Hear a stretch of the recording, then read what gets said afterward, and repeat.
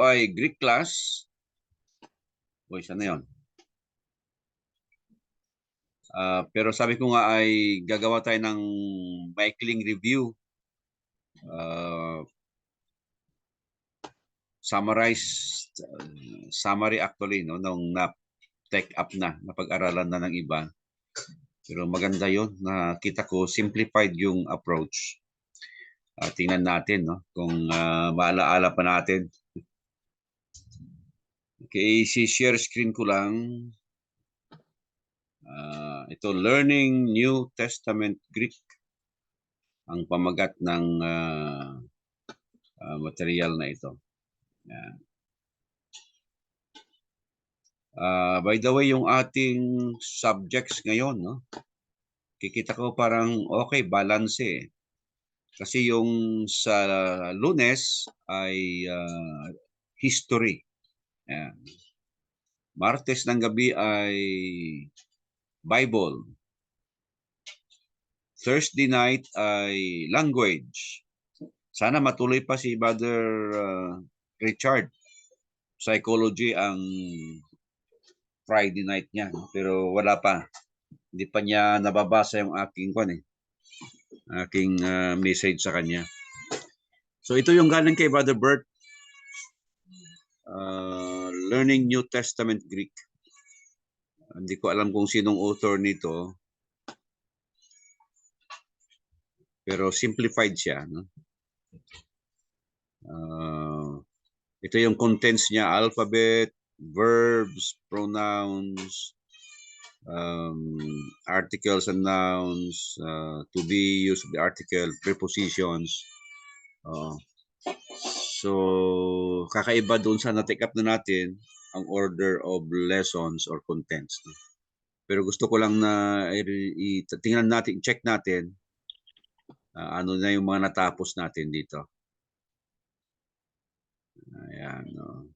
So, the Greek alphabet. Ayan. Brother Joseph.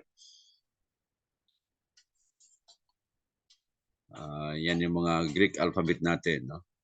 Alpha, beta, gamma, delta, epsilon, zeta, eta, theta, iota, kappa, lambda, mu, nu,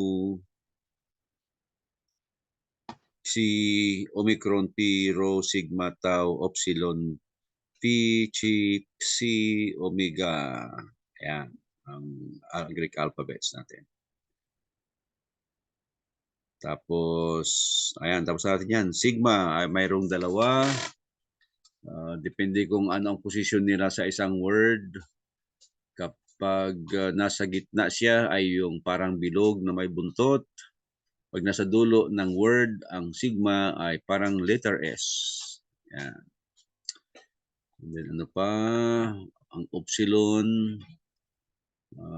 Xi. We were introduced to diphthongs. Ayan, I as in Isles, A as in freight, Oy as in oil, O as in cow, U as in Edward, Edward. Feud ang alam ko dito eh. Feud. Bakit O as in food, and we, epsilon iota as in we in queen. Yan, at ito pala ay i-upload ko. Pwede upload ko sa YouTube natin. Pero itong mismong ito ay forward ko lang sa ating group chat para pwede nyo i-check din naman. O yung accents, tatlo lang yan, no? Acute circumflex grave. Ayan, acute, kung saan yung accent doon itinataas yung boses pag binabasa mo ang isang word. So logos, kasi nandun yung accent niya, acute. Walang kaibahan yung acute circumflex grave sa pronunciation nila. Logos, tapos RK, tapos Theos. Ayan. Yan, the three accents. Tapos breathings, maalala niyo mga breathings, smooth and rough. Kaibahan lang nila, no? Yung Rough ay mayroong sound na H. Yan. No? Yung smooth ay N. Pero rough breathing, pag nilagyan mo ng rough, parang letter C, yung nasa ibabaw niya, ay ang N ay nagiging hen. Tapos mayroong iota subscript sa conjugation, sa declension na ito. No? Actually, ito ay dalawang vowel, no? Alpha and iota. Nasa ilalim yung iota. Minsan ay omega ang nilalagyan ng iota. And then it says, the iota subscript is not pronounced, but it can be helpful for identifying certain grammatical forms that we will learn about later. Sa declension, siya ay ginagamit sa genitive. Genitive at saka, genitive nga ba yun? O genitive or dative. Check ko lang. Check ko lang. Dative. Nasa dative. No? Yung omega iota subscript. And then punctuations. Yan na naman punctuations nila. Period, comma, semicolon, question mark. Kakaiba yung mga kanila. Ang period ay nasa taas. Parang ang lilit naman nito, ano? Parang apostrophe. Comma, parehas lang sa comma ng English. Semicolon, iba rin, no? Ang question mark ng Greek ay yung semicolon sa English. And then vocabulary, ewan ko lang kung nadaanan natin ito sa ating libro, pero yan lang, no? And was in one. Nagturo pala siya ng paraan paano ma-memorize yung alphabet, Greek alphabet. No? Meron siyang parang code. Ewan ko kung makakatulong ito sa atin. Ayan, no? Alpha, beta, gamma, delta, eta, no, epsilon. Alpha, beta, gamma, delta, epsilon. Ito yung kanyang code. All, bigots, bigots. Bigots get diarrhea eventually. Pansin nyo yung mga first letters, alpha, beta, gamma, delta, epsilon. Ayan. Tapos susunod, zeta, eta, theta, iota, kappa, zero, eta, ice cap. Ice kappa. Yan. So yung mga first letters. So kung i-memorize natin, pwede natin gamitin yung mga code niya na yan. Lambda, mono, xi, omicron. Let's munch nuts excessively. Okay? Pi, rho, sigma, tau. Pigs really stink terribly. Then epsilon, phi, xi, psi, omega. Under 5 chairs, psychiatrist, wink. Nakakatulong. Ginagawa ko dati ito pag nag-memorize ako ng mga mga lessons ko dati. Nagawa ko ng sarili kong parang ganyan. Lalo na pag mga enumerations. Madali tandaan yan pag mayroon kang sariling code. Alright. So yan lang naman ang tungkol dyan. How to write Greek letters. Yan pa si Brother Joseph. Masusundan mo naman yan eh. Pag yung arrow lang, sundan mo lang yung arrow. Baka nakalimutan nyo na paano magsulat. Yan, ng arrow. Sa YouTube, mayroong paano magsulat ng Greek alphabets. Yan.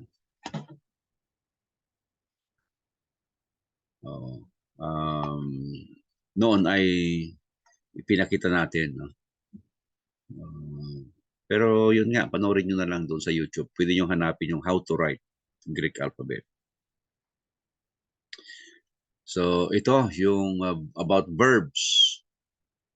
Present, active, indicative. Natapos na natin ito doon sa ating libro. Pero pinapakita rito yung conjugation. Ang blepo. Ang blepo ang ginamit niya, hindi luo. Doon sa ating book ay luo. So ito blepo, kita niyo ending, no? O-S-E, O-M-N-E-T-O-C. Tapos mayroong movable no. So I see, ito palang kaibahan niya kasi modern paano yung ginamit yung second person, gumamit siya ng you o you see. Ang technique niya sa plural mayroong all, you all see. Yun ang technique niya para malaman natin na plural. So I see, you see, he see, it sees for the third person. Tapos for the plural, we see, you all see. Maganda to, ano? Baka mas madaling i-memorize to. You all see, pag may all, big sabihin niya ng plural niya. And they see, for the third person plural. Blepo and Lego. So, yan, inulit niya lang. Oo, and then fellow. I love, you love, he, she, it loves, we love, you all love, and they love. Tapos mayroon siyang vocabulary ulit. Nadaanan na natin ang mga ito. Blepo, I see. Lego, I say. Iko, I have. Ako, I hear. Istuo, I believe. I trust, I entrust. Lambano, I accept, I receive, I take. At karagdagan pang mga vocabularies. Ito, no? Gusto kong i-review natin dito. The Greek verbs. After ng nouns, maalala nyo sa ating book, textbook natin, nauna yung verb, hindi nouns. Nauna pala yung verb. Pangalawa na lang yung noun natin. Okay, so tingnan natin yung Greek verbs. It says verbs are action words. Mayroon siyang biblical example. Kaya medyo okay ito. No? John baptized in the Jordan. So yung word na baptized is a verb. And then all main verbs, sabi niya, have voice, tense, and mood. Malala nyo, tinake up natin ito. No? Tapos inisa-isa na niya about the voice. This describes the relation of the verb to the subject. Then maalala nyo, active voice. Active voice, the subject produces the action of the verb. So yung subject mo is the doer of the action. Pagpapaliwanag ng ibang grammar book. For example, Jesus arrived from Galilee. So Jesus is the subject. Arrive, so siya yung itong ginawa ng subject. Yan. So yung active voice at mayroong middle voice. Take up na natin yan sa ating textbook. What is all about middle voice? Middle voice, the subject participates in the results of the action. So ginagawa ng subject para sa kanyang sarili yung action. For example, he hanged himself, referring to Judas, no? Matthew 27 verse 5. Oo. So ginawa niya sa kanyang sarili. Ito yung middle voice. Ating example sa textbook ay luo, luumay. Luumay. I lose for myself. Yan. So active voice, middle voice. Ang pangatlo ay passive voice. So passive voice, the subject receives the action of the verb. Or other grammar books states that the subject is the receiver of the action. Mayroon tayong biblical example. By grace, you have been saved. So yung you is the receiver of salvation. You have been saved. Ephesians 2:8. So yan ang isang yan ang voice of the verb. And then yung mood.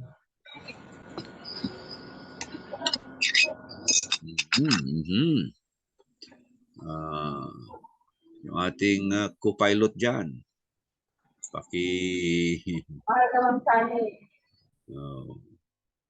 Si Neil, ang aking co-host. Okay, let's talk about mood. At natapos na natin ang indicative. Hindi pa sa ating textbook. Parang hindi pa, no? Tama, nasa future indicative pa lang tayo eh. Tapos madagdagan ngayon ng aorist, pero nasa indicative pa rin tayo. Anyway, mood shows how the action is related to reality. It is the relationship of the action to the reality. Ito na yung pinag-aaralan natin sa ating textbook, indicative mood. Marami yan eh, marami pa ito, no? Tayo sa ating textbook nasa indicative mood pa lang.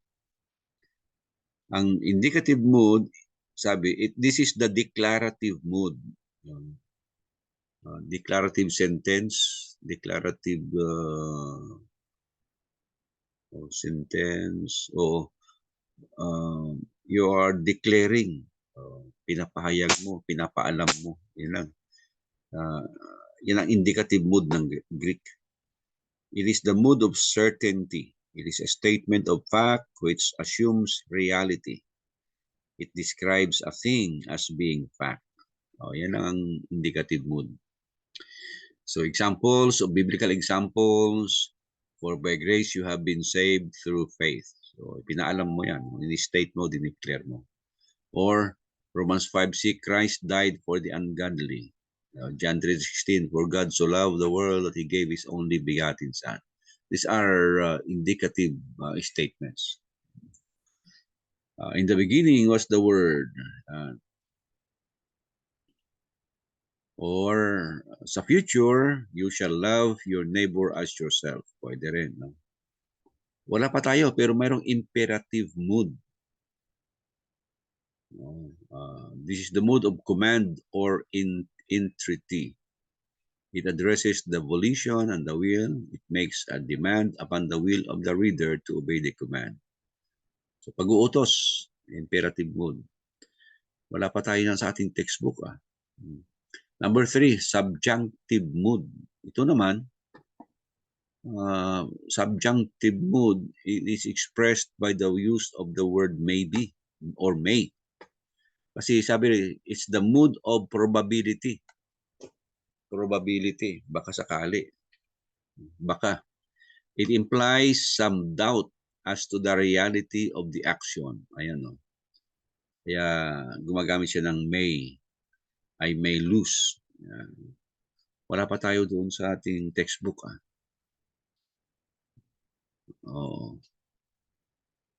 So, mayroon pang optative mood. It's the mood of possibility. So, yan ang 4 na mood. Indicative, imperative, subjunctive, optative. Wala pa tayo nitong 3. Isa pa lang tayo.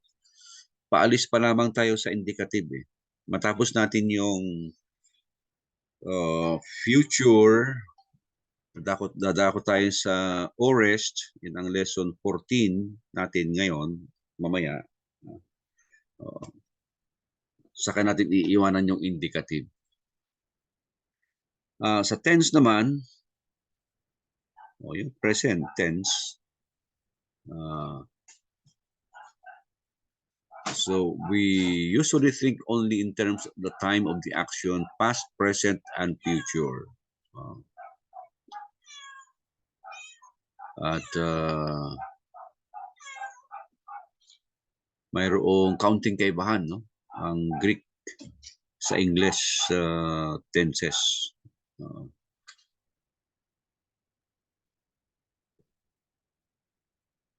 Makikita natin, kahit na doon sa paliwanag natin last time sa ating textbook, yung simple past tense at mayroong tinatawag na imperfect. Tingnan natin to.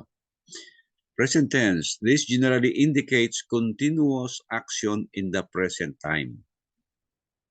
Nagtutuloy-tuloy na pagkilos sa kasalukuyan. So parang 1 John 1:9, no? If we are continually confessing our sins. So nagsimula at nagtuloy-tuloy.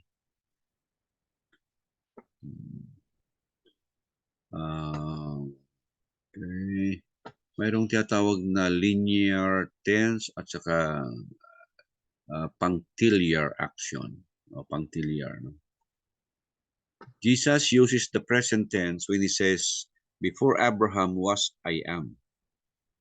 The emphasis here is that he is continually existing. There is no beginning or end of his existence in view.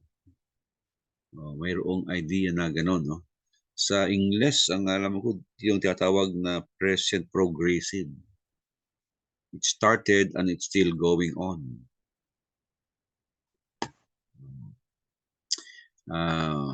A successive use of the present is seen in 1 Corinthians 15:31, where Paul says, I am dying daily.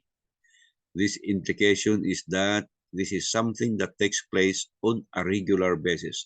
So, mga regular basis, present tense din ang gamit yan. Mayroon ngang futuristic use of the present. Pero saka na lang yun. No? So, present tense. At sumunod dito yung imperfect tense. Natapos na natin ito sa ating textbook. At ang imperfect tense, it says here, this tense is also linear. It describes continuous action in the past.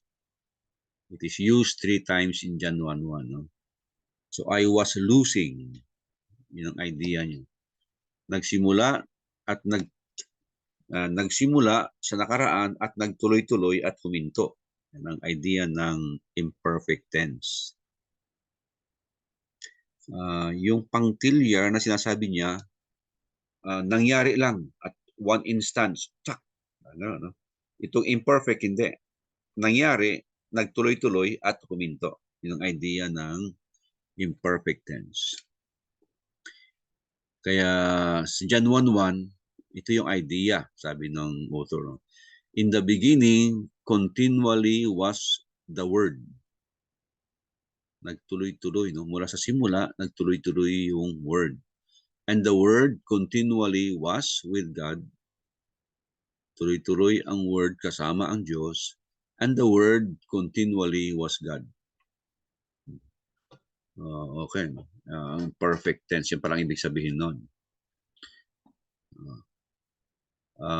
Okay, so present, imperfect, and then we have the future. Nasa future na tayo doon sa ating textbook. Kung saan ay dinagdagan ng sigma ang root word or stem plus the endings. Mag-review ba tayo mamaya siguro din. So future tense in Greek is essentially the same as in English. Okay. Walang problema. Example, 1 Thessalonians 4:16. Also, the future tense can be used in the sense of a command. Pwede rin pala. No? You shall call his name Jesus. Okay. And then, ito yung aorist tense. Ito yung next na lesson natin actually sa ating textbook. The aorist tense. The point of the aorist is that it does not have a point. It sees the action as a whole without regard to the time element. This means it can and often is used of something that took place in the past. But it does not need to be limited in such a way. Ganun, no? Nangyari noong nakaraan.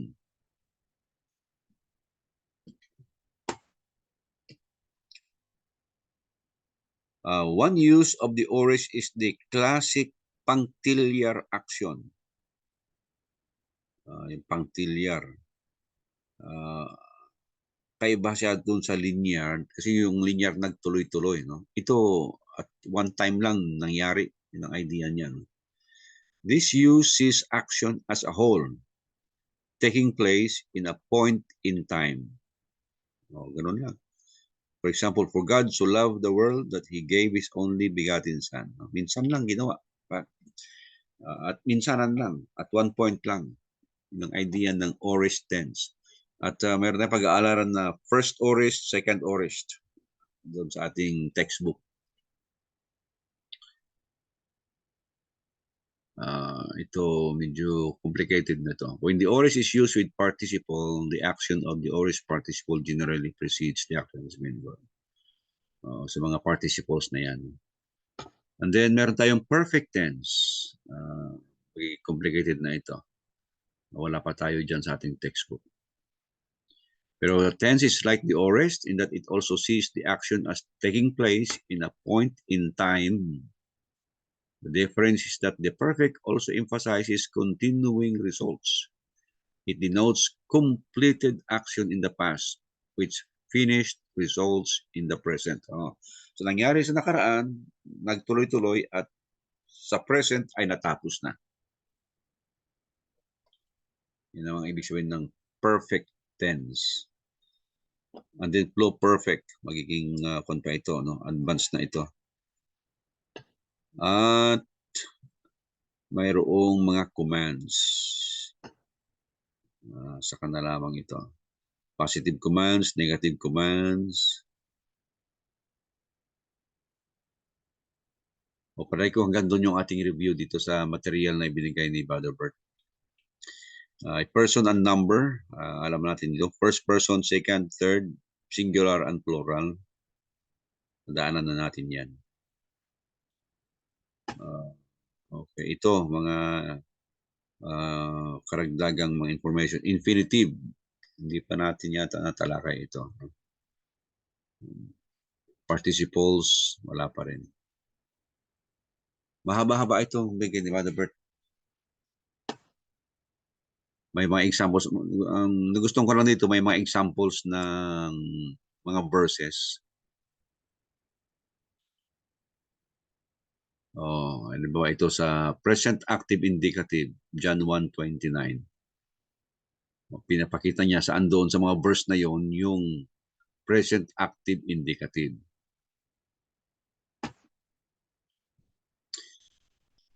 Pag gumagamit siguro kayo ng cellphone, medyo malabo na ito. So, yan lang gusto kong i-share sa inyo at parang pinaka-review. Any comment? Parang hindi ko na makita yung stop share dito. Sobrang late, Brad. Sakit sa ulo. Oo. Di bali, pupunta tayo doon sa ating kuan. Saan ba yung end na nito?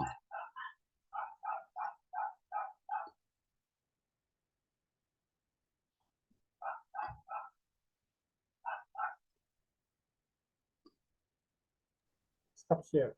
Yan.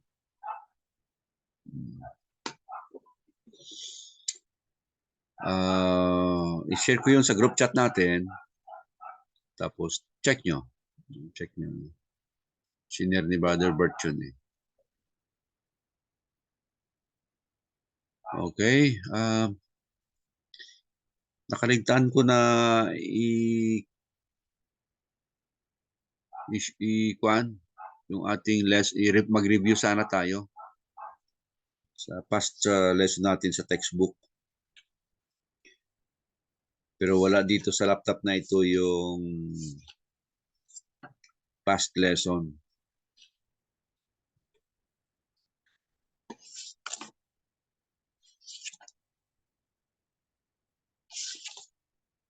Lesson 13.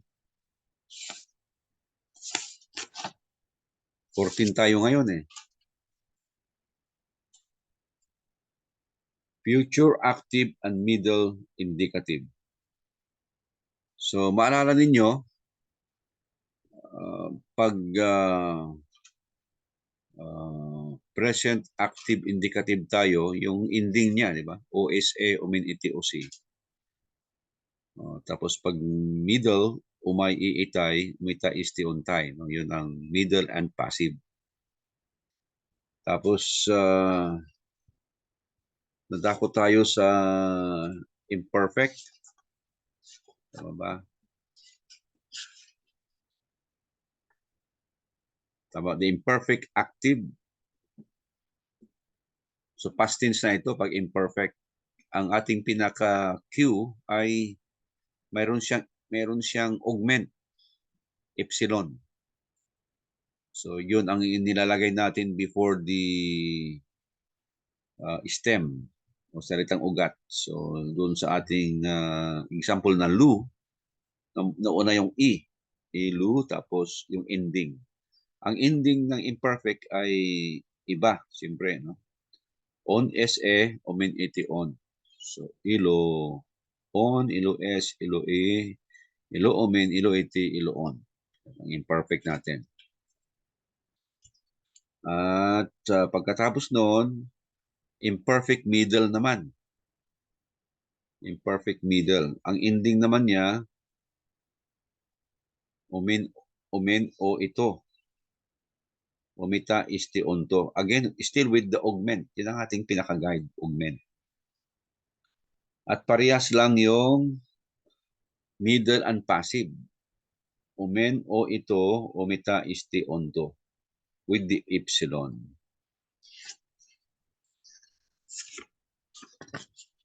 And then, nadako tayo sa future, active, and middle. Maalala niyo ano ang ating pinaka tawag nito sa para malaman natin na future siya?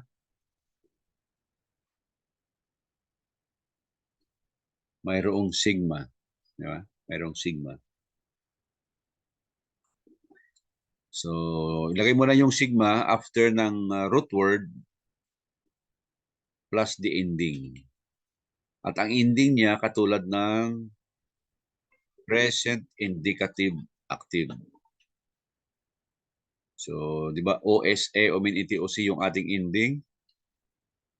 O di, dagdag mo lang yung sigma, magiging so, ses, se, sumen, siti, so, si.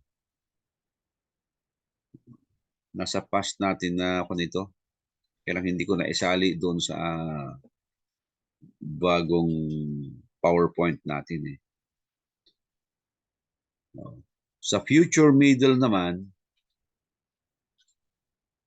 ay with sigma pa rin plus the ending ng middle, present middle indicative. O di ba? Ending naman niya ay umay, iitay, umita, isti, untay. O dagdagan mo lang ng sigma yon. Yun na yung future middle. I shall lose for myself. You shall lose for yourself. He, she, it will lose for himself, herself, and itself. We shall lose for ourselves. You all. Ganda yun yung sa kabila kanina. You all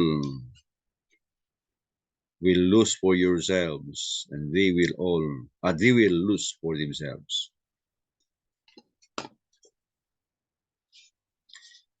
Ang next lesson doon sa future ay ito na, lesson 14. Kaya si-share ko.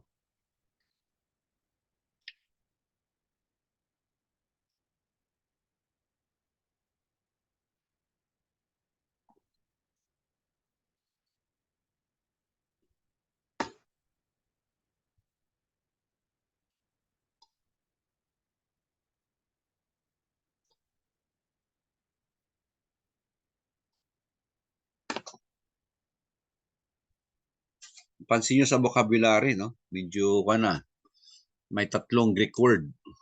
Baka malito tayo dyan. Hide, floating.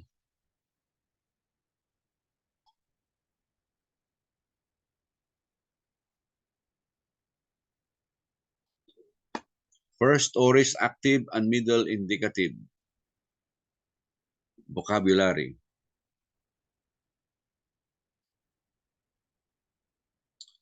Apoluo, apoluso, apilusa. Tataka kayo, bakit tatlong kwan? Can you identify, no? Anong kinalaman ng tatlong words na ito? But ang meaning niya ay release. present tense. Ang I release ay yung apoluo na word. Ano yung apoluso? That is the future. I shall release. At ang apilusa, yan yung imperfect niya. Imperfect kasi, imperfect or hindi imperfect, aorist. That's the aorist. First aorist. So yan ang kahulugan ng tatlong Greek words na yan. Kita nyo, ito yung sa una nating pinag-aaralan. Katulad ng blepo, lego, luo, apoluo, I release.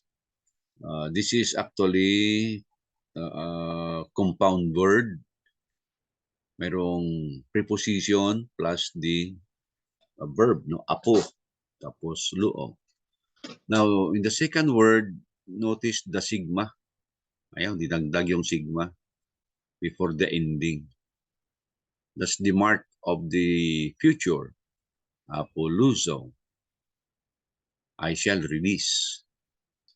Ito namang third word, apilusa. Napansin nyo yung augment, epsilon, no?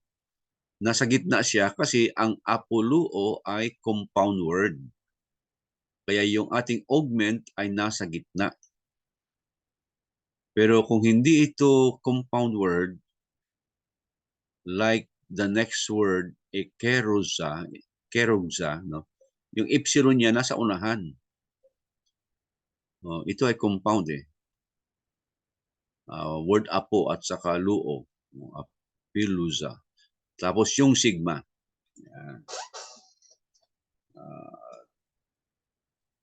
That's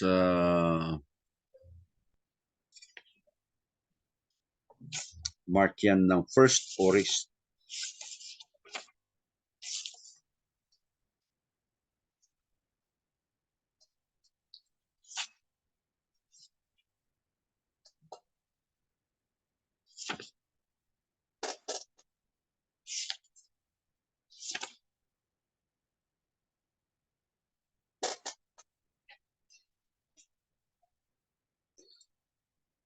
So, mamaya ay makikita natin ang ending, no? Ang ending ng first aorist active. Yung apilusa ay first aorist, first person yan. At it will be translated as I released with a D. I released with a D.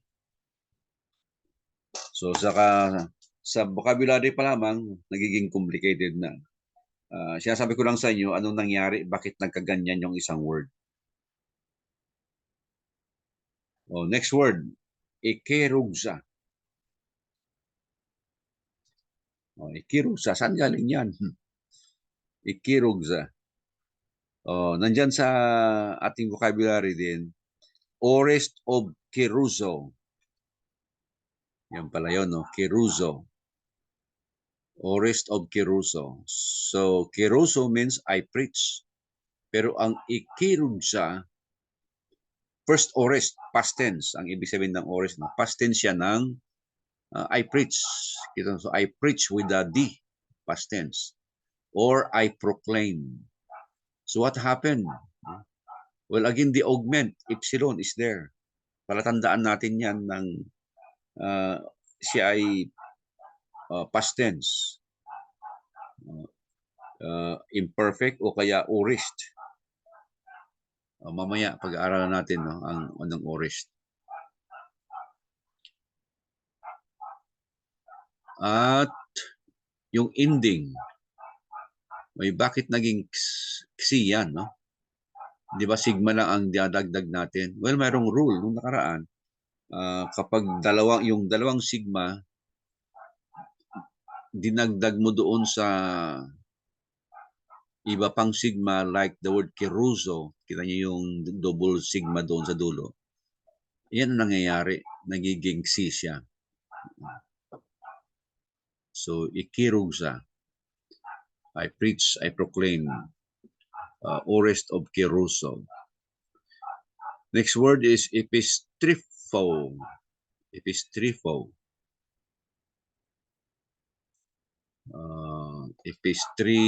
Epistripso.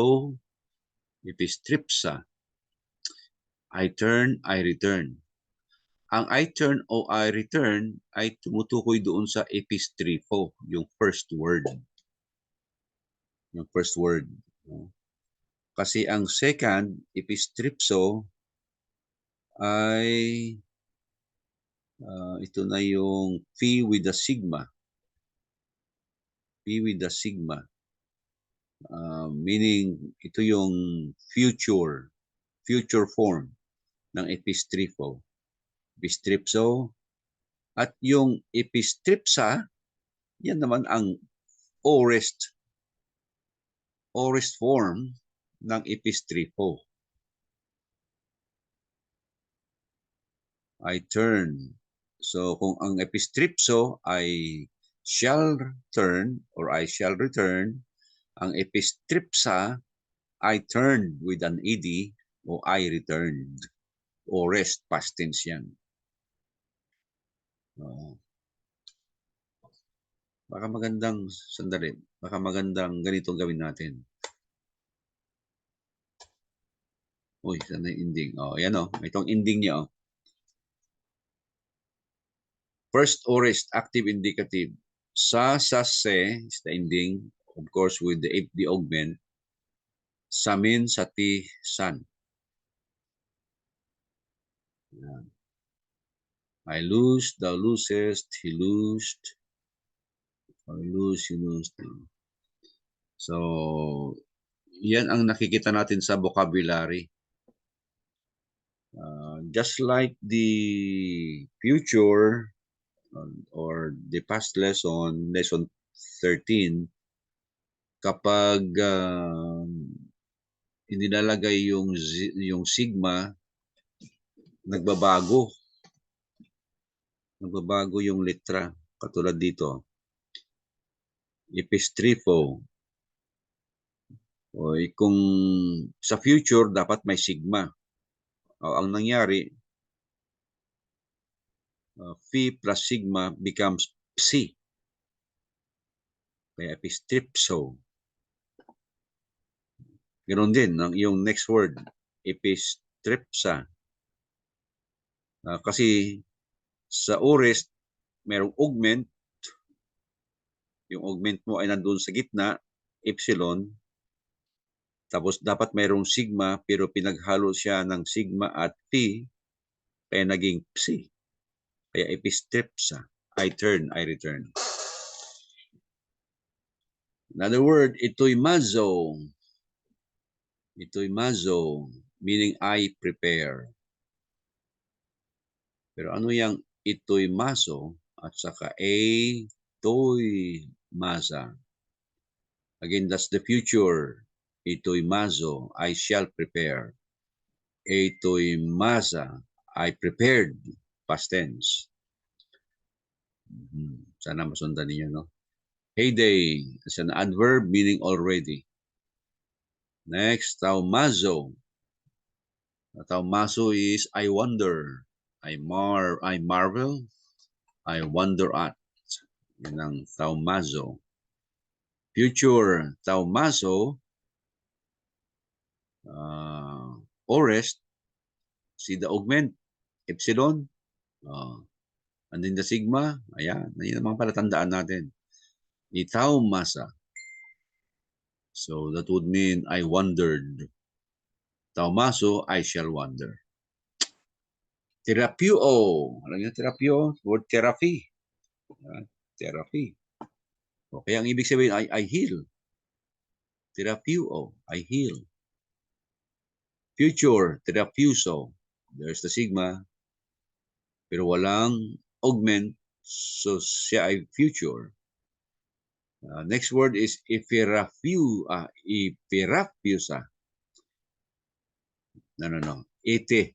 Epiraphiusa. There's the augment, epsilon, augment, and then the sigma, kaya first aorist siya. Past tense siya. I healed.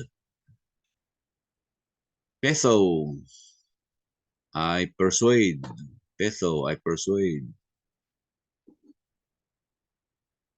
Ay nilagyan mo ng sigma para sa future. Mayroong rule na nagda-drop yung theta, tapos you add sigma at it becomes piso. I shall persuade. For the past tense, there's the augment and the sigma again and the ending, so ipisa. I persuade. Pistuo, I believe. Pistuo.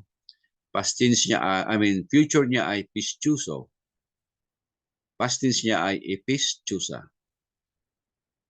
And then, hopostripso. Rough breathing yan, no? Hopostripso.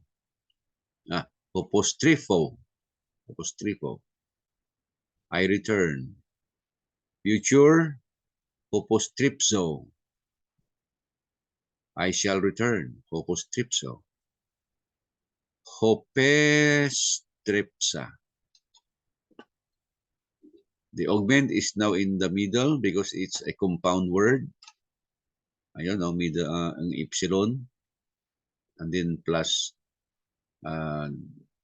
sigma added to the phi, it becomes psi. And the ending, sa amin sa tisan, I return. Nagiging komplikado ang mga vocabularies natin. Kung mayroon kayong mga vocabulary books, hahanapin nyo yan. Baka mahirapan yung hanapin. No? Pinakailan sa lexicon na hanapin. Kasi itong mga katulad ng Apilusa, hindi yan ang sinusulat nila. Ang sinusulat dun sa vocabulary, yung indicative, present indicative, active. So anong kaibahan ng first aorist at saka ng second aorist? Again, no, pag sinasabi natin ng aorist, past tense yan sa Greek, sa English. Pero mayroon lang first at saka mayroong second. Puro sila past tense. Sabi rito, first aorist is not a different tense from the second aorist. Hindi daw ibang tense. But first aorist and second aorist are merely two different ways of forming the same tense of a verb. Thus, the English I loved with the D is not a different tense from I threw, but the verb love and the verb throw form the preterite or simple past tense in two different ways. Sa English, ito yata tinatawag natin na regular verbs at saka irregular verbs. Di ba? Yung love,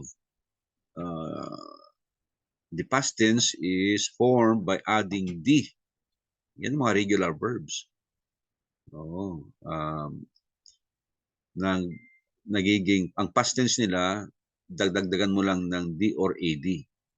Pero yung mga irregular verbs, hindi ganon. Like the word throw.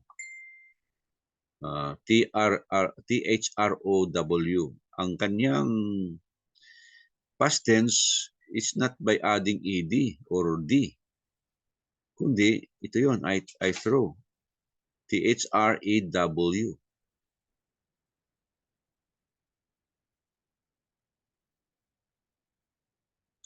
So, yan lang kaibahan ng first aorist at saka second aorist.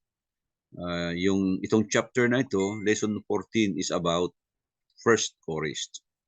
At yung ending nila ay yon, no? Mamaya, sasase sa amin sa tisan. So, the aorist is like the imperfect in that it refers to past time. So, sa Greek, no? Mayroong imperfect, past tense yun, saka aorist, first and second, past tense din yun. Pero anong kaibahan ng dalawang ito? Itong kaibahan. The imperfect refers to continuous action in past time. Ito yung sinasabi ko, no? Sa nakaraan, isang pangyayari na nagtuloy-tuloy. While the aorist is the simple past tense. Simple past tense. No? Yung tatawag na punctiliar. It happened at one point. Pak, wala na. Ganun lang. No? Ang imperfect, nangyari at nagtuloy-tuloy natapos in the past.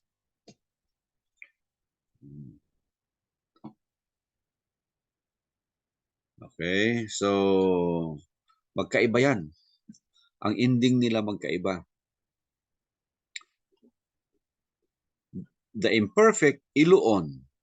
Diba? Yung ending niya, on, sa, omen, iti, on, with the augment. Ang translation niya ay I was losing. Pag I was losing, nagsimula, nagtuloy-tuloy at natapos. Yun ang ibig sabihin ng I was losing. While the aorist ilusa, yung ending niya, tina nyo, sasase, sa amin satisan, yan ang ending niya, with the augment, means I lost. Minsan lang nangyari. At one point.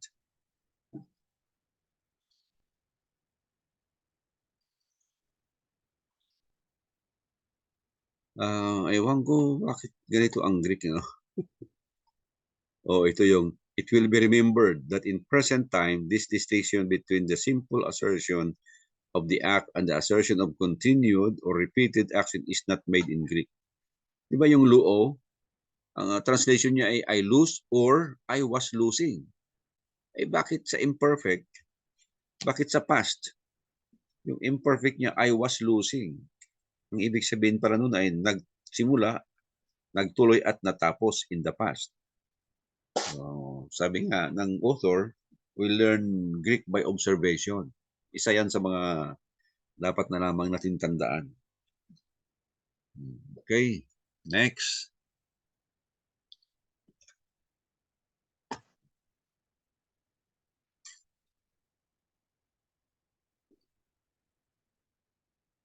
It should be observed, however, that the aorist tense is often translated by the English perfect. Di pa natin natackle yung perfect. Ilusa, therefore, may mean I have loosed as well as I loosed. Itong I have loosed, ito na yung perfect tense na sinasabi. So sinasabi ng author, yung ilusa na first person singular of the first aorist ay pwede rin i-translate ng I have loosed or I loosed lamang. Ito, I loosed to. Ilusa, I loosed.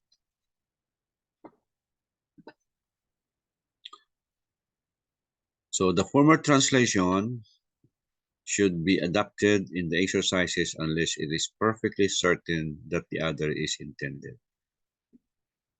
So doon sa exercises, ito lang daw ang gagamitin natin. First aorist active meaning. So yan ang ating ending para sa first person active. Hindi ako gumawa ng hiwalay. Baka magandang gumawa tayo ng lahat-lahat na ganyan. Summarize natin. Mula sa OSA, umin iti on, umay iitay, umita isti ontay. Tapos on SA, umin iti on. Tapos, saan ba tayo? Sasase, samin, no, sosese, sumen, soses, se, sumen, siti, sosi. Tapos, ito na ngayon. Sasase, samin, satisan.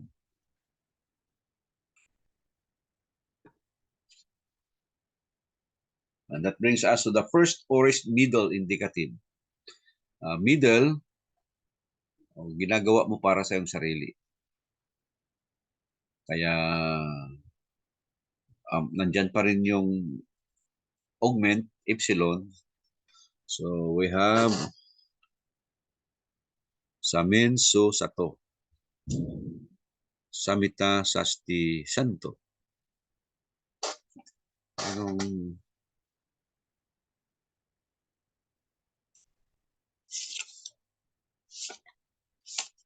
may similarity ba sila sa nakaraan natin?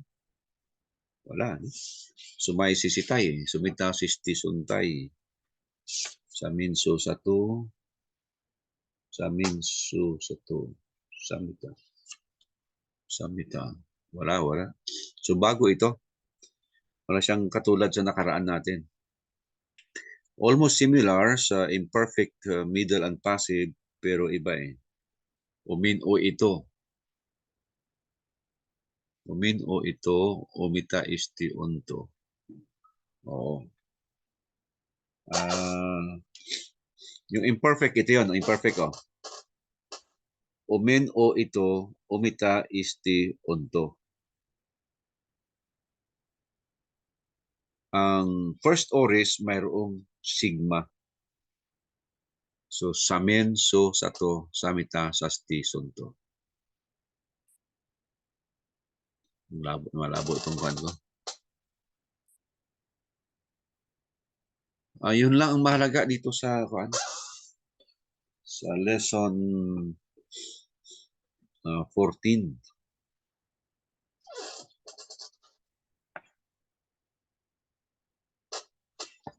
Maliban na kung gusto nating subukan yung translation.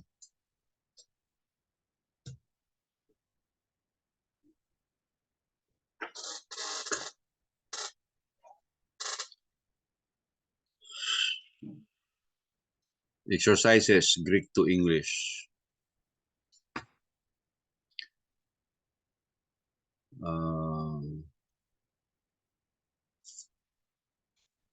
Observations lang. No?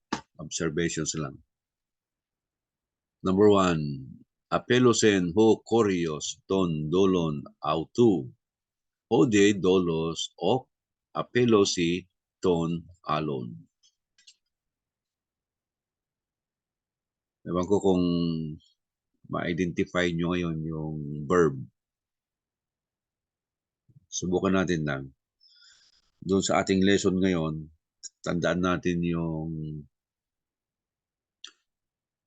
mga palatandaan ng future at saka ng aorist. Future at saka aorist.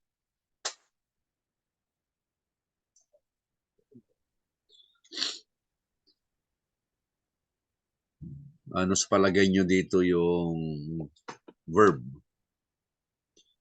So number 1.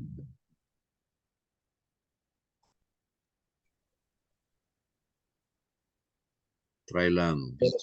Apelosen, Brad. Apelosen. Tama, Brad. Apelosen. Apelosen. Oh. So, sasase, samin satisan. Yan. Ganoon lang yun. Yung ending lang natin tandaan nyo. Sasasen, samin satisan. Oh, so, yung verb natin, apelosen. So, next is, intindi natin yung verb. What person is the verb? First, second, third, singular, plural.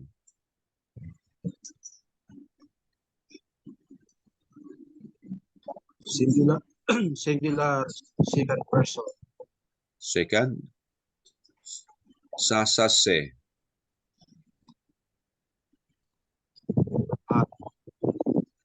Third person. Third person. Oh. Apelose. Apelusa. Apelusa. Yung sa vocabulary natin. Apuluo ay release. Apuluso, apilusa. Ano? Apelusen. Kasi yung, ang ending niya, sasasen. Samen satisan. Tama. Samen satisan. Apilusen. Third person singular. At dahil third person singular, you need a noun in the nominative case. Alin dyan sa nouns natin ang nasa nominative case na gagawin nating pinaka-subject? Yung ano, Brad? Hukurios. Okay, tama. Hukurios, the Lord.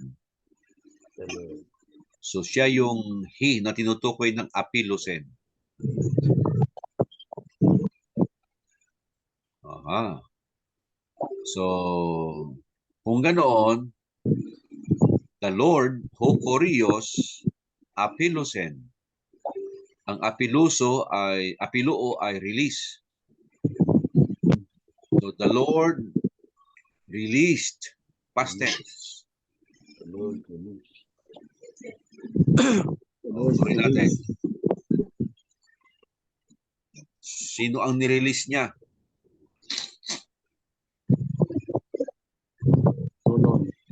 Dolon. Who? Tondolon. Tondolon. Anong case yan? Tondolon is in the accusative case. The servants. The servants. Auto of him. The Lord released the servant. Of him. Servant. His or sa smooth na his servant. Servant. The servant of him. Hode. De is but. Hodolos. But the May sunod pa naman sa bikutan. But hodolo. Okay. But the servant. servant. Hodedolos. Ok. Ano yung ok? Not. Servant. So, sa sase. And nandun ulit yung apilos eh. Apilos eh. Release. Ay release. Pagdidolos of Papilos. Halon. Ton. Ay, Katon. shall release. Shall release. Yes lang sa apilosen, no? Apilosen. Do you know the difference? Apilosen at saka apilose? Mayroong movable no. Pansinin nyo, ang movable no sa apilosen. Nilagyan ng no. Bakit? Kasi ang next na word ay nagsisimula sa vowel. Apilosen ho. Kaya mayroon siyang movable no. Take note of that. Pagdating mo sa kabila, but the servant apilose, ton, alon. Uy, bakit apilose na lang, hindi apilosen? Kasi ang next word ay nagsisimula sa consonant. Ayan. Apilose, ton, alon. Yung nauna, apilosen, ho. Vowel siya, kaya mayroong movable no. Kaya doon sa conjugation niya, sa se or sen, sa sen, sa min, sa ti, san. So, ita-translate natin yan, but the servant not released or released not ton alon, the other. Or ito yung katulad ng nakaraan, gamit ng alon, gamit ng adjective, attributive case. Bagamat wala yung word na man, pero ito ang tinutukoy niya. But the other man. The other man. Oo, the other man. The others yan eh. The other yan eh. But Literally. servant not release the other man. Oo, ganun, Brad. Okay. Okay na. Alam nyo na. Ma-identify nyo na yung verb eh. Tapos with the present lesson, alam nyo kung anong person na siya. Next kaya. Hindi. Epes. Nasa pa natin yan eh. Nasa vocabulary yung hide. Already. Hide. Already. Epistrophan. Hanapin natin yung verb. Hindi. Epistrophan. Epistrephan. Epistrephan. Chan. Epistrophan. Psi yun. San. Sun. Epistrepsan. Sun. Epistrepsan. Yes, that's the verb. Epistrepho. From the word epistrepho, meaning I turn or I return. Pero bakit naging epistrepsan? As I explained. Sa epistrepsan, sa se. Aha. From the word epistrepho,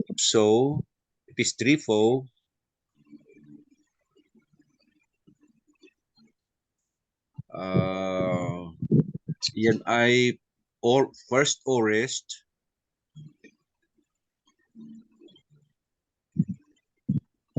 First aorist, parang hindi first aorist.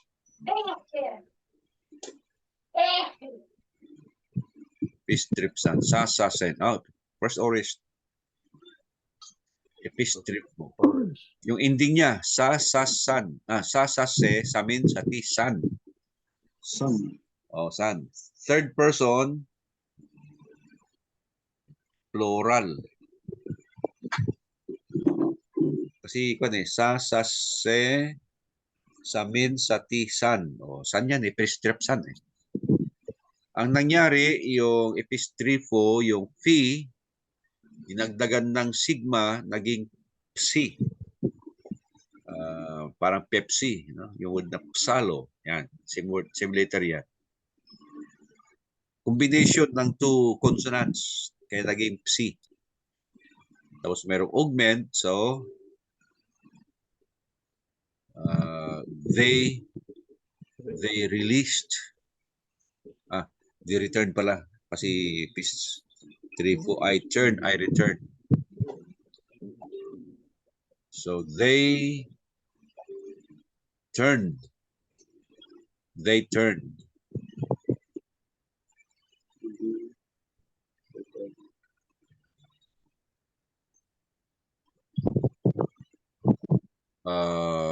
Meron ba tayong third person dyan na noun? Plural?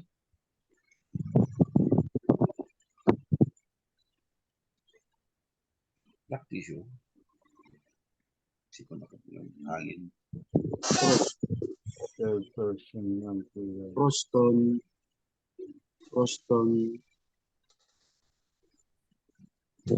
Yung Korean, noun siya eh. Koreon, kuan, that's singular. Korean.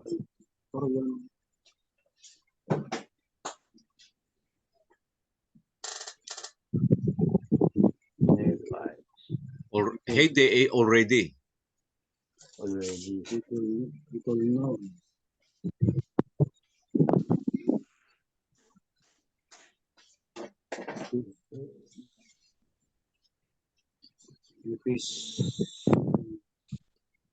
Already, they returned. Returned.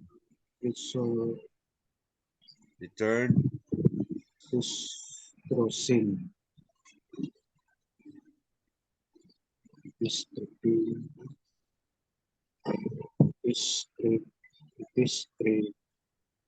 Susin. And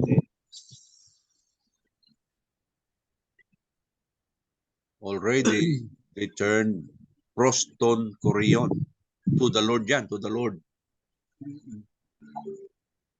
Proston Korean. To the Lord. Pero mayroon na naman siyang autoy. Autoy, that is the pronoun. Pronoun. Demonstrative pronoun.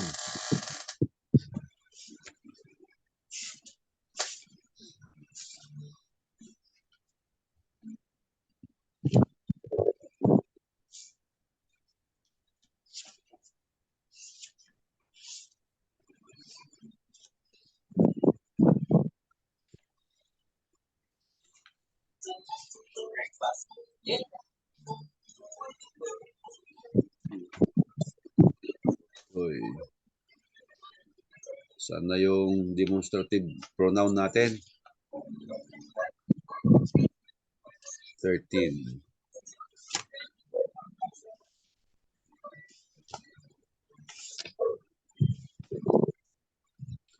Ayan, Pwede. otoy. Istresan. Otoy. Otoy, otoy. Troston. Corion. Dikit. Epistreso. Sin. Entas. Imin. Imin po. Emirans.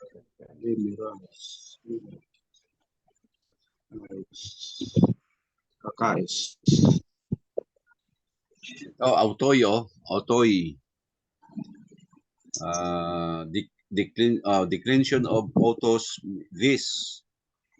Otoy, plural yan. Otoy, this. I-clearing mo muna itong table dito. This men. Kasi kwan siya eh. Masculine. This man already turned to the Lord.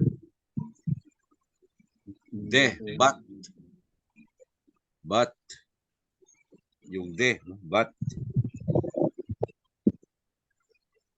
tapos, ikinoy.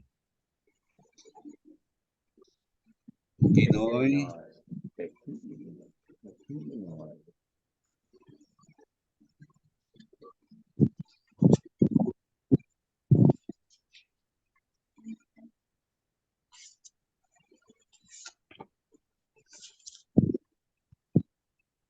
pronoun na naman yan.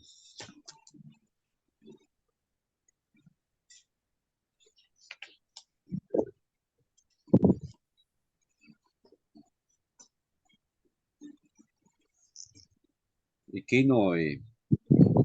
Pronoun that. Ikinos. Kinoy is from ikinos, meaning that. At dahil ikinoy, plural siya, no? So,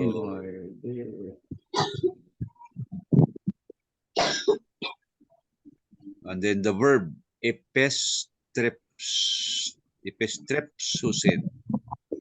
Pansin nyo, O-S-E, O-M-I-T-O-C.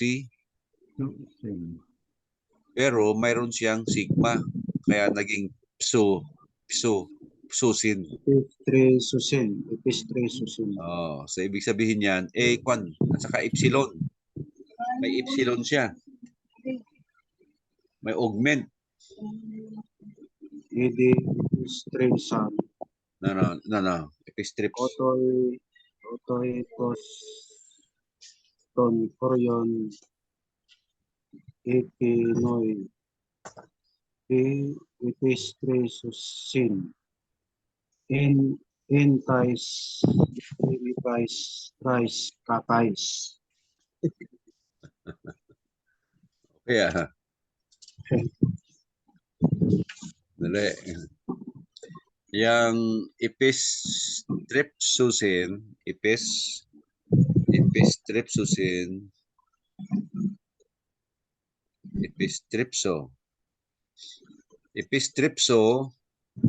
is future of epistrepho. So, sese, sumin, siti, susin. Future. Sa mga tuwid, oo, future. Future siya ng epistripo. Epistripo.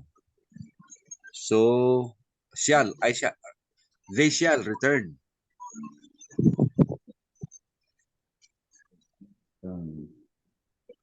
But these men return. Shall return.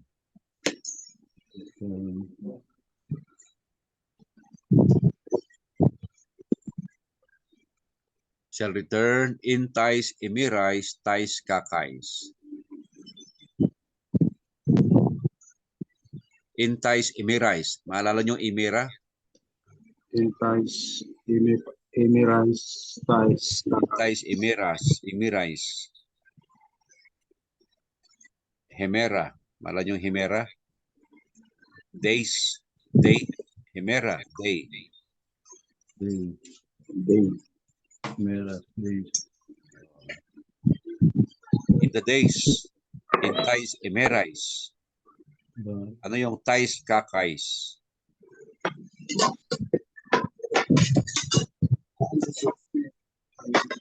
Kakay is kakus. Kakus is evil.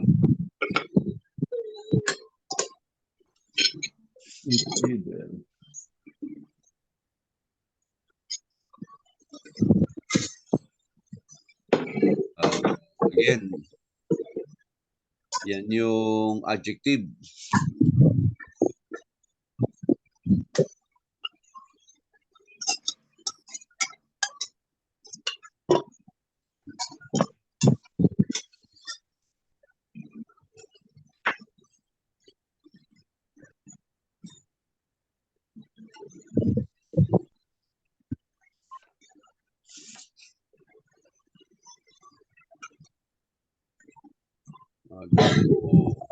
Kino.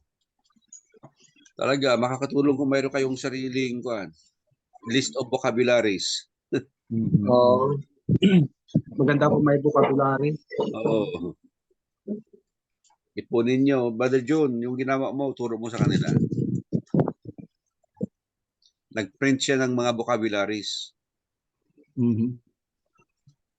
Mula dito sa PowerPoint, print niya. Pero pag nagkita-kita tayo, sigurado magkita-kita, dapat nagpapasirox pala ako para pag nagkita tayo, bigay ko na lang. Sa Monday, Brad. Pwede. Monday o sa Huwebes?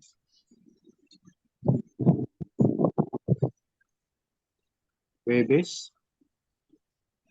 Oh, parang nawawala ka sa Pasig.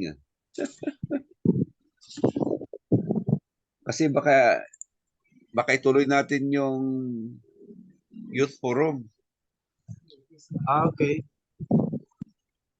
Kung ituloy natin yon Sabado para mga bata walang pasok.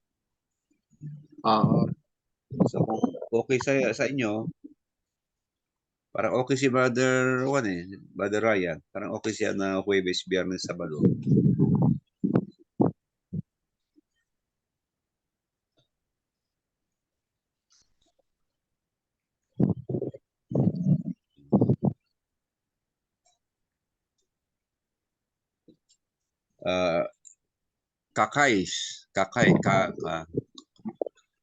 Ano yung root word niyan? Kalos. Sa adjective yan eh.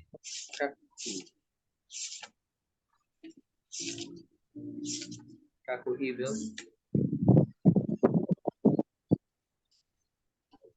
Ano yun? Yung root word niya? Kaku. Kapos. Kalos. Okay.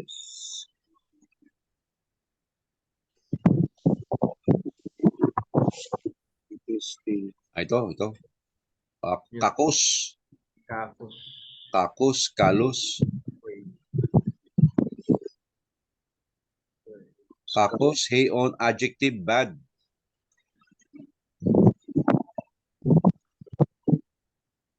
Kakos, bad. Kalos, good. Good. Kapos. Kapoy yan eh. Kapoy. Ano eh, kakay pala, kakay. Kakays.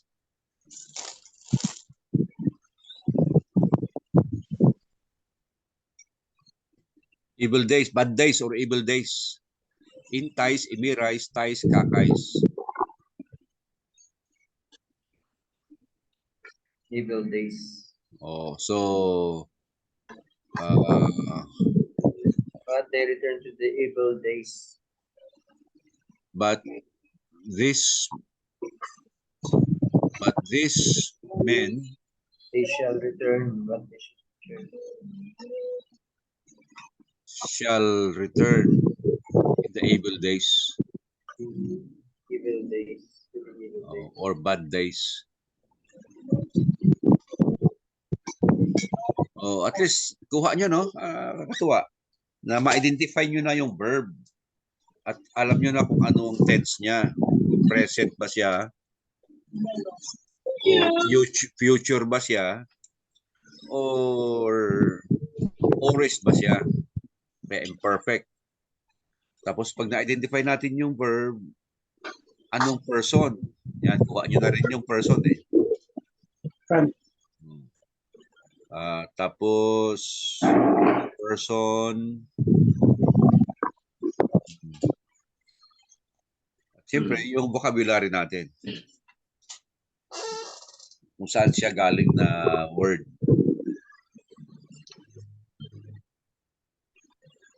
Tulad yan. Number 3. Sige daw. Epistusamen eston korion kay susi imas. Epistusamen. Dalawang verb yan.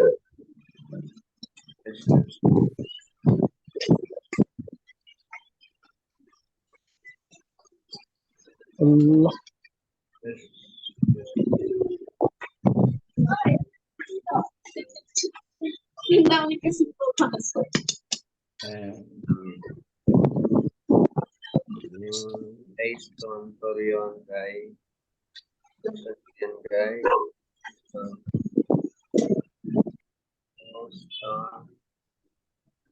Korean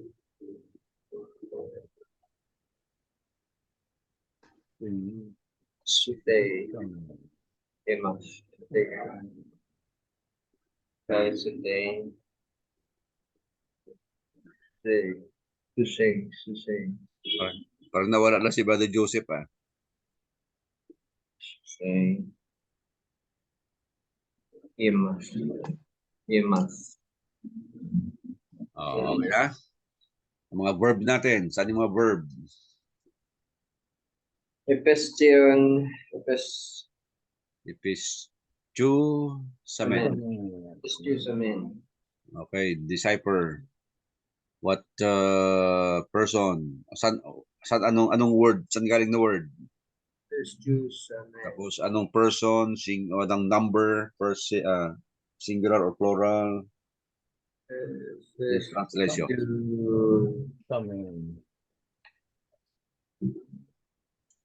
Sino ang para natin ang translation eh. Identify the verb. Tapos the meaning of the verb. Then what person, what number. And then the translation.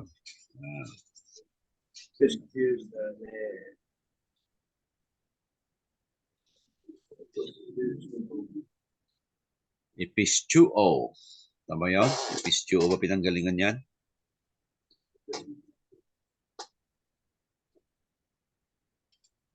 Epistu 14.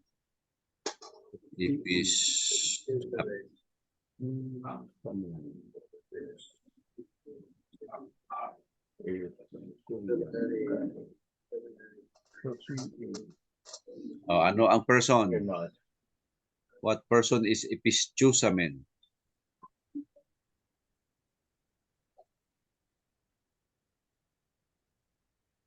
Yung ending. Sa se samin sati san. First Second. person, Correct. plural. Sumen. Oh, Samin. plural. First person. First plural. person. Plural. From the root word pistuo, meaning I believe. I believe. So kung pistuo ang original niya, meaning I believe, ito pala ay may augment, epsilon. Letter E. Oo. Tapos yung ending niya ay sasase samin satisan. Samin. Samin, first person plural. Mm. So, we believe with the past tense, with the D. We believe We believe. into We believe. the Lord. And we believe in the Lord, into the Lord, Oh, in N.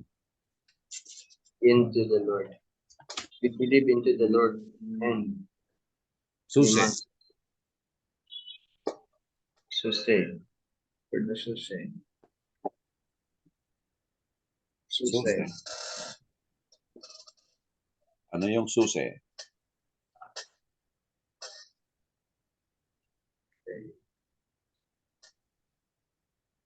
Sustain. OSE, uminiti o si, pero may sigma. So, sese, sumin, sitisi, susi. Wala akong ano. Sustain. So, like. OSE. So, sese, sumin, siti, susi.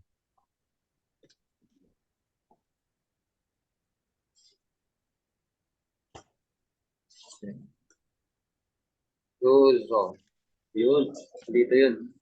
Nalala ko na yung suso. Okay, try. Tapos ba? Carlos. Saan yung kasunod?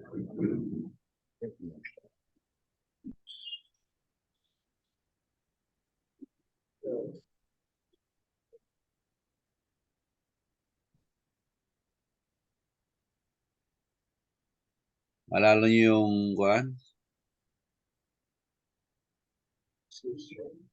I save. Save. Save. Yes, save. Ako rin. Save. Save. Susuo.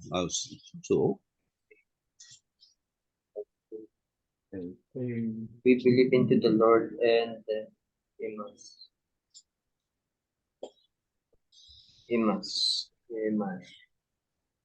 We believed in the Lord and Himas ay us.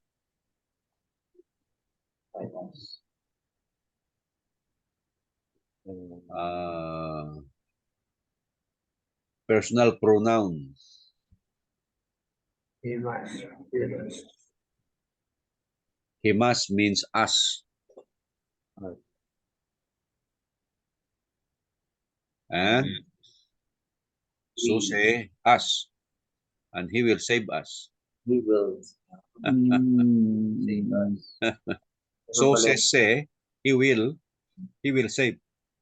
So says say, so say, he will save us. And he will save us. He will save us.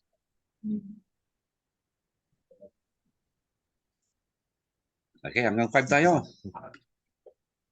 Kaya pa. Kaya pa. 4. Kaya. Kai epistiusas est auton kai pistiuses. Pistuo pa rin yan, di ba? Pistuo pa rin yan.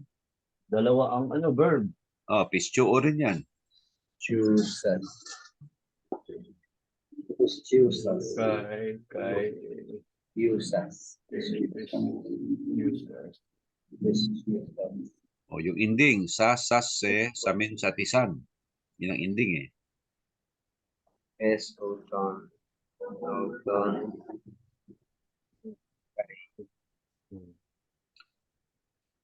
Take note of the augment plus the sigma.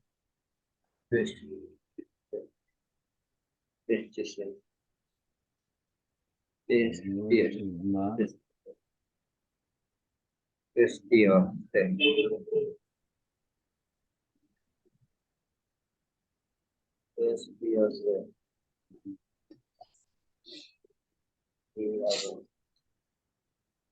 And Christus.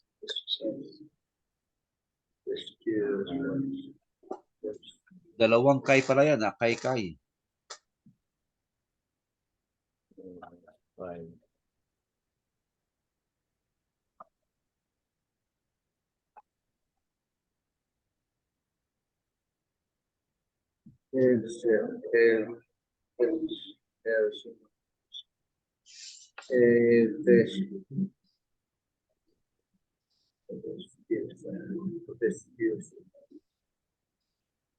Pag dalawang kay, both and. Both end. O dalawang kay. Kay dot kay. Ang tawag niya. Both and. Kay Christus kay Ito, lesson 12. Kay dot kay. Translation niya, both dot and. both. So, both Him. pistiusas.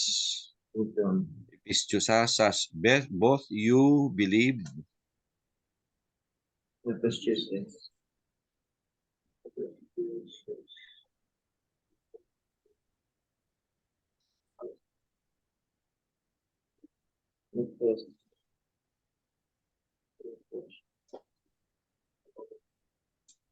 So, both and yan. Basta dalawang kay. Kay. Both and.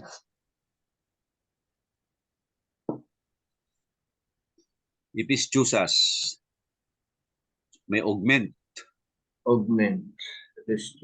Oh. Pistuo lang yan eh. Pistuo, I believe. May augment. Tapos may sigma. Ang ending niya ay sas. Sasasan. So, second person singular. Tama? Both you believed, past tense, We believe. is an auton. Into him. Into him. Both. You And believe. Pistiuses. Both you believe. Ano yung pistiuses? Paano i-translate ang pistiuses? Christus. Singular or rest? Or rest. Singular. Future or orest? Christus. Future or past tense? Walang augment. So believe into him.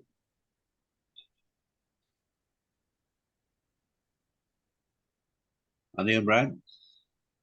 You shall believe. You shall believe. You shall believe. Oo. Future eh. Second person singular, future. We believe. We You. believe. You. You believe. Sasen. Both you believe in him or into him, and you will believe. This chooses, and you shall believe. You shall believe. We believe. Both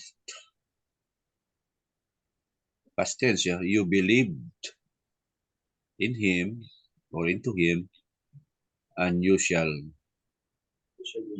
believe. Oh, kuya.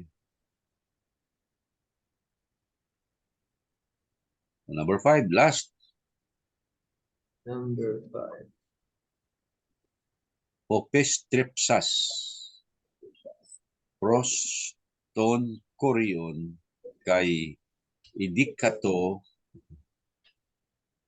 CS10 Ecclesian auto.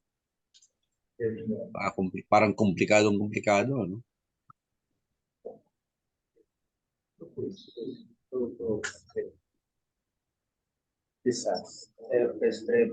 Hopestrepsas. Parang epistrepho yan, ah. Oo, epistrepho lang yan. Epistrepho, I turn, I return. Tapos dinagdagan ng ano, ng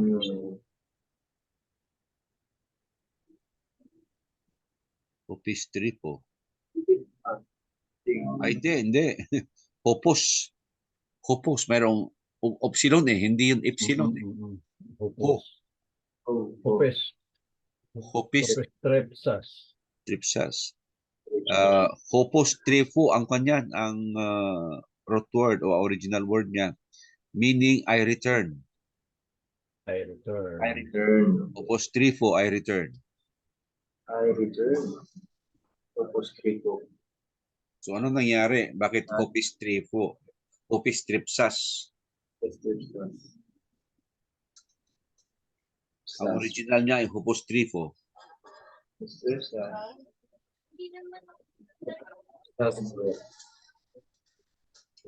Compound word, kaya yung epsilon ay nasa gitna.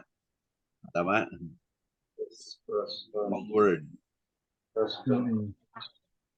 Hop, tapos strepsas. Yung epsilon, yung augment niya nasa gitna. Tapos, dagdagan mo ng sigma yung P, kaya naging psi. Plus the ending. Sase. Sasas. So, second person, singular.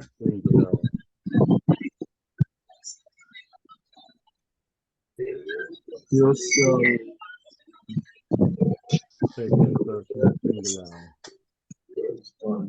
you return You to return the Lord.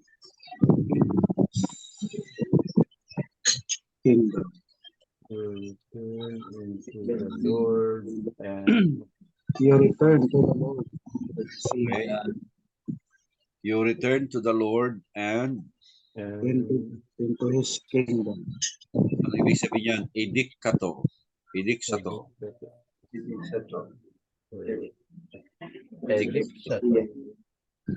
O-S-A, uminite, O-C, ano yan? On, dikato.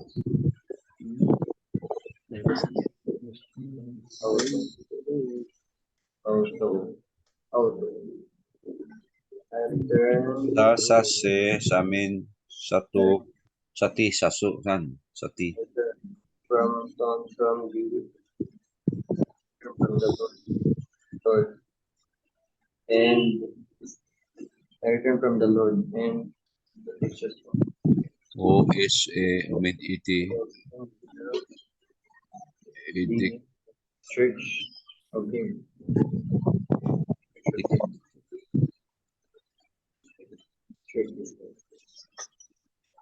I return from the Lord. you return Day. into the Lord and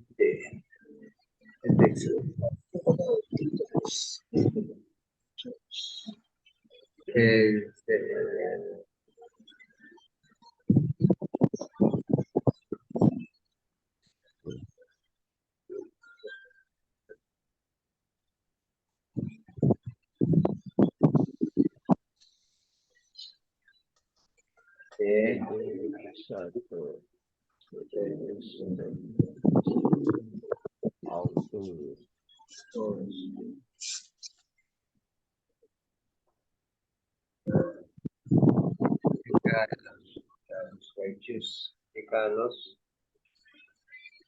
Dexito.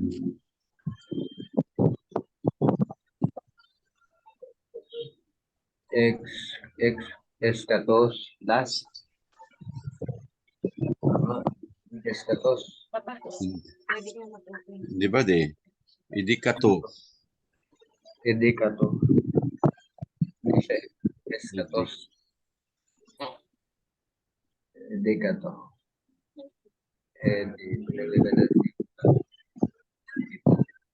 Edekato.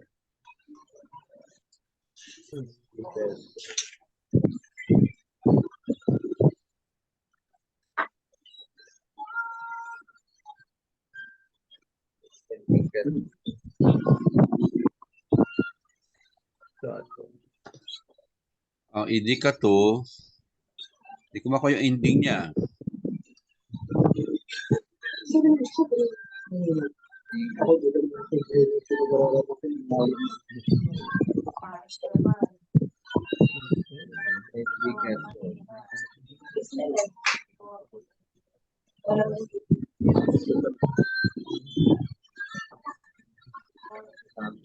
Exacto, exacto.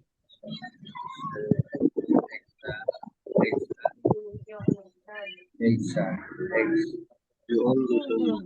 May ito, may ito. Este, Doksa ito, glory. ang idikato, Brad, hindi, digsatsu yun eh. Ang glory, digsatsu. Idikato is from the word dikumay. Devoted, meaning I receive.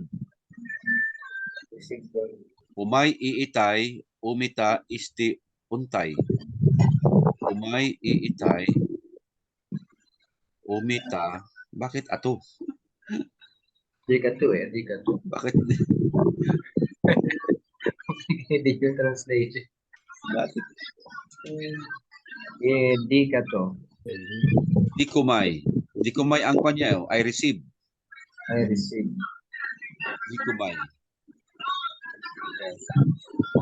Pero ang ending niya sana, kung dikumay siya, umay iitay. Umita isti untay. Bakit nakaato siya? On is a omin iti on. Hindi rin. Ito. Omin o ito. Imperfect. Imperfect siya. Umin ito. Umita isti unto. Yan. Umin o ito. Umen o ito.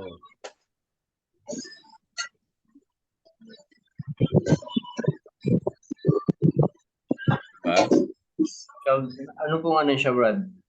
Exact na verb. From the ano po, root word na I receive. Oo. Dikumay. I receive. I receive. Shall receive. Wow. Tapos, kung imperfect middle or passive, umin o ito. Third person singular. Umita isti. Umita. Ito lang yun. On is, umin o ito. Ikaw yan. Tingnan mo kung sino kumakatok. And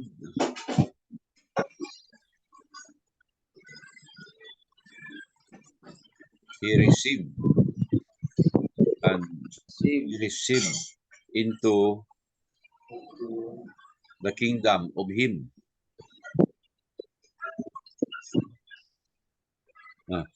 Ecclesia pala, the church. The church. I return from the Lord and receive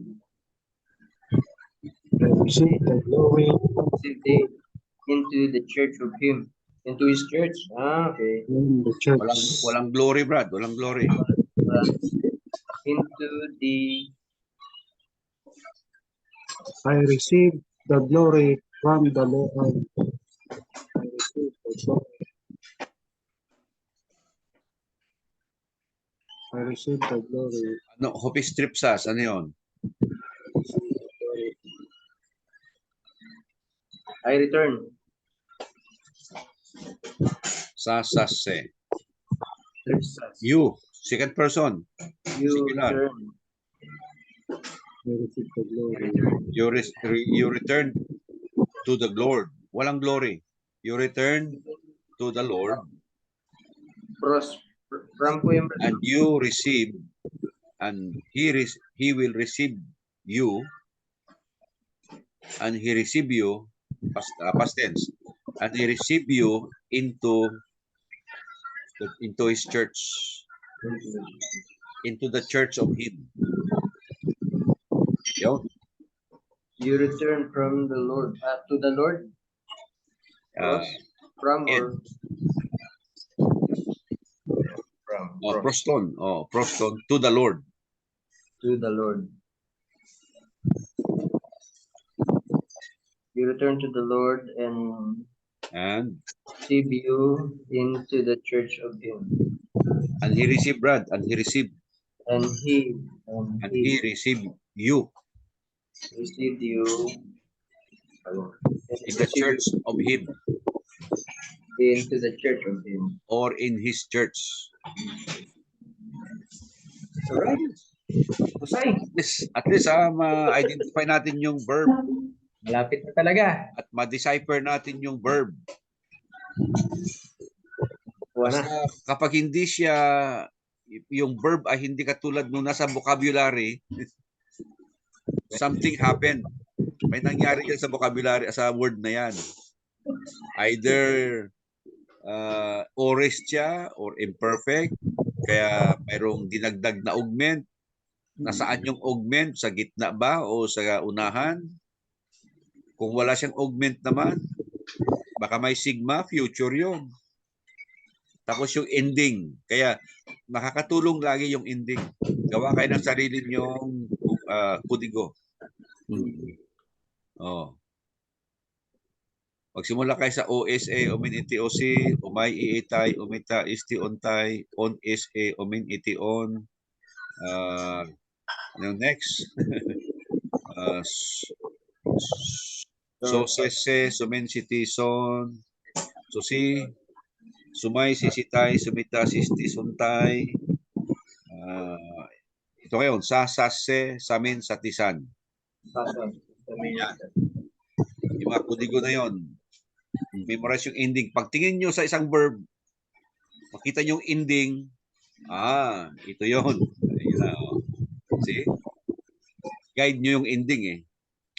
Number 5, hopistripsas. Sasase. Samin satisan. Sas yan, sasas. Second person yan. Singular. Sas eh. Pero bakit wala yung sas? Kasi yung sigma at saka phi, pinagsama, naging psi. Ayan. So yung ending, malaking bagay. Sasase, samin satisan. Itong ending sato, nalito ako dyan eh. Sabi ko, anong ending yan? Bakit may ato, sato? Yung nakalimutan ko lang. On SA, omin iti, yun. Ito. Umin o ito. Nakalimutan ko yun eh. Umin o ito, umita isti onto.